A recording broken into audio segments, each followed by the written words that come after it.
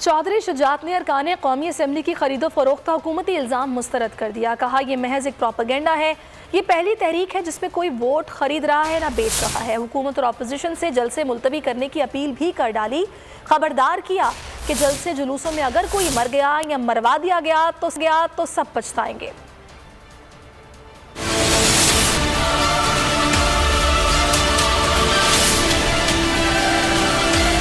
तहरीक अदम एतमाद में अरकान की खरीदो फरोख्त का शोर। चौधरी शुजात ने हुकूमती इल्ज़ाम मुस्तरद कर दिया।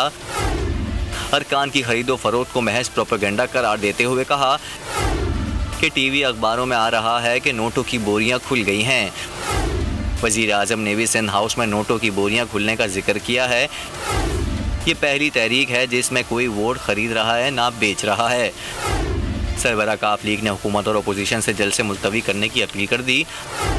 बयान में कहा जलसे जुलूसों में अगर कोई मर गया या मरवा दिया गया तो सब पछताएंगे। हुकूमत तो हमेशा जलसे जुलूस रोकने की कोशिश करती है। ये पहली मर्तबा हुआ है कि हुकूमत और अपोजिशन एक ही इशू पर जलसा कर रहे हैं। उन्होंने कहा वफाकी वजीर कहते हैं कि 10 लाख के मजमुए से गुजर कर इमरान खान के खिलाफ वोट डालना होगा।